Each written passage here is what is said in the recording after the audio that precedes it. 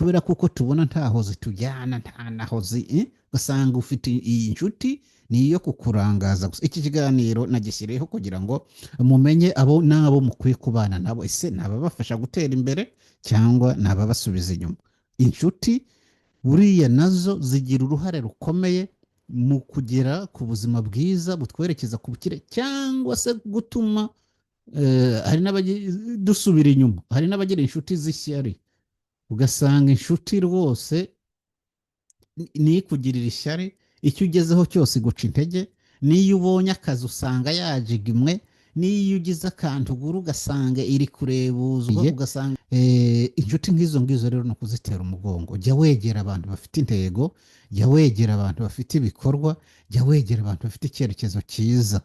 Mu nshuti nazo mu ibanga ryo kugera ku bukire burambye ni ukumenya n'inshuti tugomba kubana nazo izo arizo, ugasesengura inshuti ukamenya ngo mbese iyi nshuti mbana nayo mu by'ukuri ifite intego y'ubuzima, ifite ibikorwa by'ejo hazaza, ifite icyerekezo cyiza. Hari inshuti usanga ibyaza ari ugusesagura, ibyaza ari kunezeza umubiri gusa, ibyaza ari ukuyobya abantu cyangwa se ari ishyari ari igomwa. Inshuti nk'izo ngizo iyo umaze kumenya ko inshuti imeze gutyo, ntukatume kwinjirira mu buzima, kuko icyo igukorera ni ukukudindiza mu iterambere ryawe kandi uri mu rugamba rwo kwiteza imbere.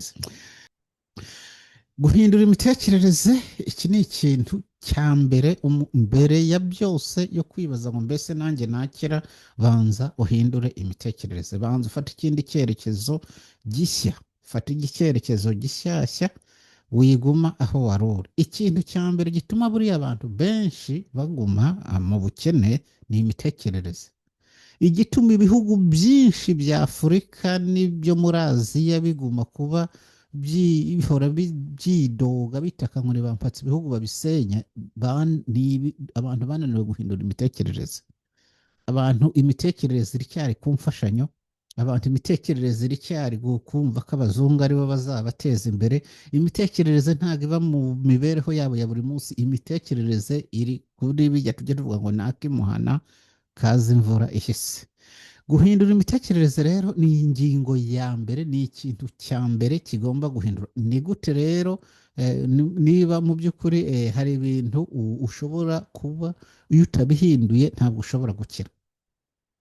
Reka nkubwire, niba uhora wibwira ati ntibishoboka, aha ngaha ni ikibazo gikomeye. Ugomba guhinduka. Ntibishoboka, igomba guhinduka, birashoboka.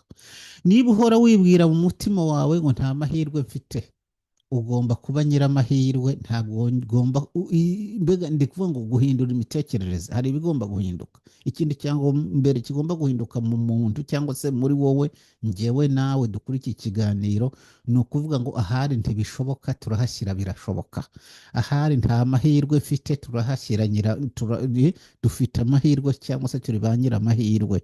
Ahari ngo abakire bavukiye gukira gusa, turavuga ko twese twavutse twambaye ubusa, tuvukira amezi 9, twese twakagombye gutunga nk'uko iby'Imana yatugeneye.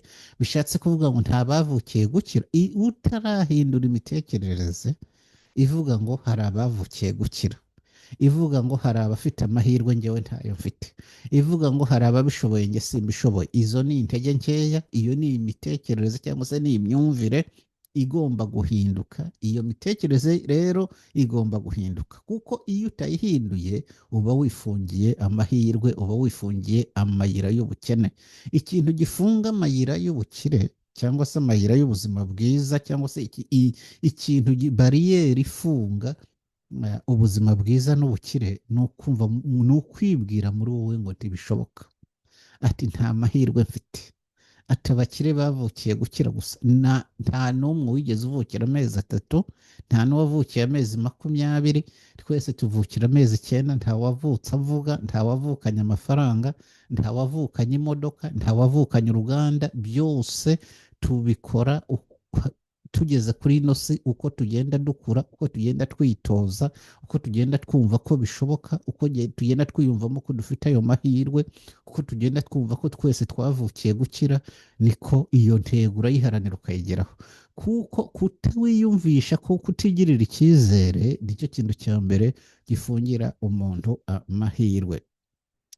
Abantu benshi rero bakize batangiriye hasi cyane, nta muntu n'umwe watangiriye hejuru. Muzarebe nujya kwiruka ibirometero byinshi ntabwo uhera ku birometero 100, uhera nyine aho uhagaze, akaba ariho utangira gutera intambwe kugera wirutse ugera aho ushaka kugera.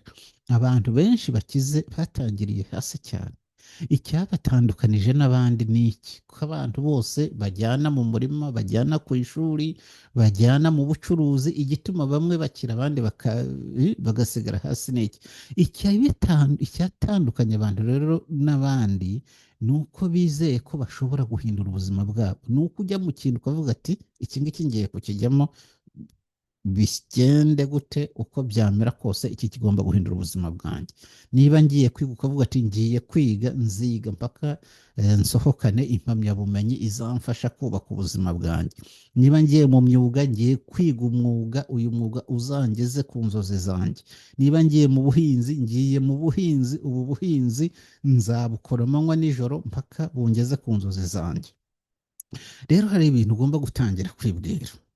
Ikintu ugomba gutangira kwibwira tukiri kuri iyi ngingo ya mbere, ntabwo ko hari ingingo 6 cyangwa se ibintu 6 turi kuri iki kintu cya iyi ngingo yo guhindura imitekerereze, nuko ndagira nkubwire ngo menya ngo kugira ngo byose wumve kuko ugire intangiriro nziza, ibwire imyumvire yawe, shyira mu bitekerezo byawe ko nawe ushoboye gutera imbere.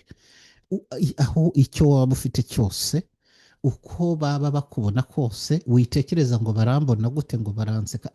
Umurimo wawe ukorana umwete, uvuge ko ushoboye kandi ko uwo murimo ari ufitemo amahirwe, kandi ko uwo murimo ugomba kukuzamura ukakugeza ku bukire.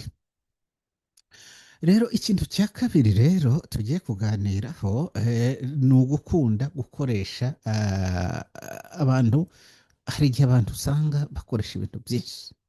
Reka nkubwire, ikintu cya kabiri ni ukureka gukoresha cyangwa se gukunda gukoresha ibintu byinshi. Reka gukunda gukoresha ibintu byinshi. Wowe turi kumwe hano muri iki kiganiro, wowe uzacyumva, ndagira ngo nkubwire ngo reka gukunda gukoresha ibintu byinshi. Kuko iyo ukunze gukoresha ibintu byinshi, rimwe na rimwe ukoreshamo n'ibidafite n'umumaro. Reka gukunda gukoresha ibintu byinshi. Niba ushaka kugera ku buzima bwiza bukugeza ku bukire, reka gukunda gukoresha ibintu byinshi. Ikintu gikomeye ni ugukoresha amafaranga nabi. Buriya ibintu byinshi iyo utangiye gukoresha ibintu byinshi uba wiroshye mu gusesagura. Hari abantu rero babona amafaranga make ariko bagahita bayarangiza ku bintu bidafite umumaro. Ahangaha turi muri cya kiganiro cyacu, inzira y'ubukire.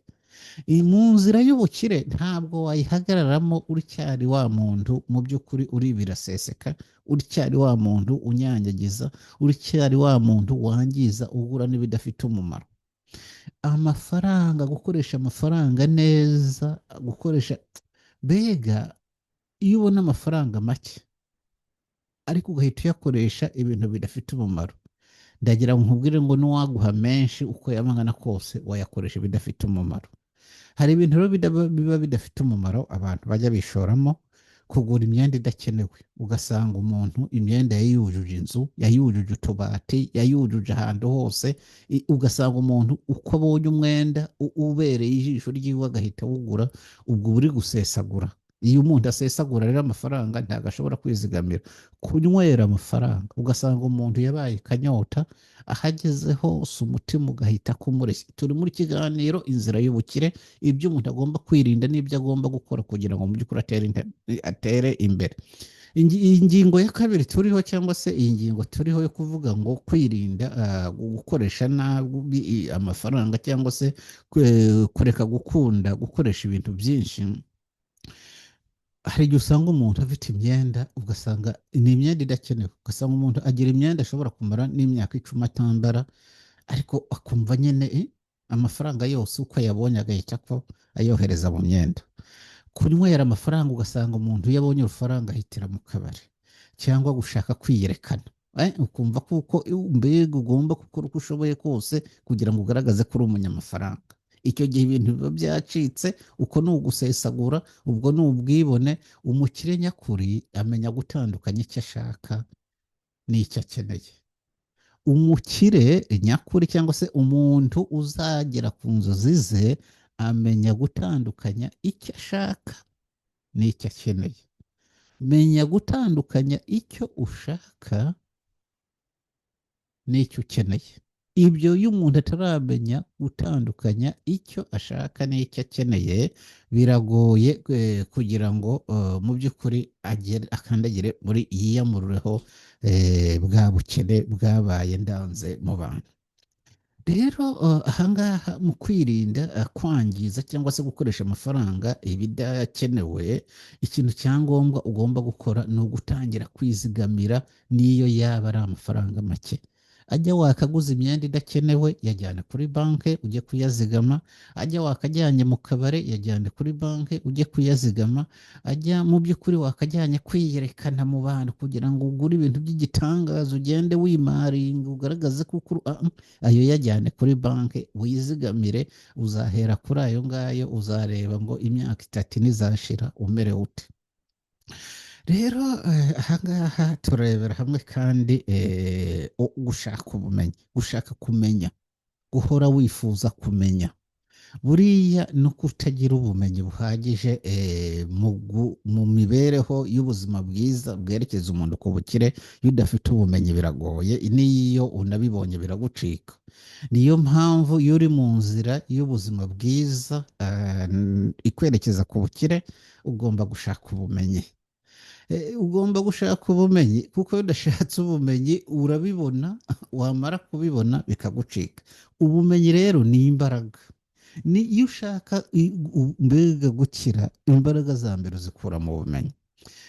Ubwo bumenyi ukabukura mu bitabo, ukareba videwo zigisha cyangwa se ibiganiro byigisha, ukareba uburyo ki abandi biga bizinesi. Ahasigaye ukagira n'ubuhanga bwo gukora ibintu bifite isoko. Reka mbabwire ahangaha mu gushaka ubumenyi twavuga ngo interineti buriya ishobora guhindurira ubuzima abantu benshi bashobora kubona amafaranga kubera interineti. Ushobora gukora amafaranga gushaka ubumenyi kuri za YouTube, ukamenya uko ibintu bikorwa, ugatangira kubyigana bikakugeza ku bindi. Ushobora gukora ubucuruzi ku mbuga nkoranyambaga, ukajya ufata ikintu cyawe aho kugira ngo ugiteshe agaciro ukagishyira ku mbuga nkoranyambaga ukagicuruza. Ushobora gukorera abandi za porogaramu mbega iyo ufite ubumenyi. Ushobora gukora ofisi yawe ifasha abantu mu buryo bw'ikoranabuhanga. Ushobora gufasha abantu mu bucuruzi. Iyo hari inzira nyinshi uyu munsi interineti yashyizeho yo kuvuga ngo umuntu ntashobora kubura ubumenyi iyo yiyemeje mu by'ukuri kugera ku buzima bwiza ndetse no kwiteza imbere. Icy'ingenzi rero ni ukwiga ikintu gifite agaciro. Buriya hari igihe n'umuntu yiga ibintu bitamufitiye agaciro, akiga ibintu yumva kuko natabona umuntu uzamuhereza akazi ubuzima bwe buzaba bugiye nko mu mwobo. Kwiga buriya nanone iyo twiga biba byiza iyo wize ikintu kigomba kukugirira agaciro, ku buryo ushobora no kuba uri uguha akazi ukagera aho uhera wihangira akazi kawe ukagira icyo ugeraho. Ahangaha rero muri iki kiganiro nababwiye ngo mu by'ukuri twahaye insanganyamatsiko ivuga ngo mu by'ukuri ibanga ryo kwikura mu bukene ukaba umukire nk'abandi. Twabonye neza kuko ibanga rya mbere buriya ni uguhindura imitekerereze. Ibanga rya kabiri ni ukwirinda gusesagura. Ibanga rya gatatu tumaze kubona kuko ari ugushaka ubumenyi. Gushaka ubumenyi ukabushakira hirya no hino, ahantu hose uri, ntukahave gusa, ahubwo ukagira icyo uhakura kandi kigomba kugufasha kubaho neza. Irindi banga rero hano ni ukwirinda inshuti zigusubiza inyuma. reka mbabwire buriya hari inshuti zidafite icyo zimaze, inshuti tugire zidashobora kuguha igitekerezo. Nanjye hari igihe njya ngira inshuti nkabona ariko ari inshuti zimeze nk'izidafite icyo zimaze, ukabona inshuti ntacyo yakungura, ukabona inshuti mbega iri aho ngaho niyo gusesagura gusa, niyo kuvuga amagambo y'ibigorogoro, amagambo atagororotse, ugasanga ni inshuti idafite izi nshuti. Ariko nanjye ubu zimwe ndi kuzisezerera.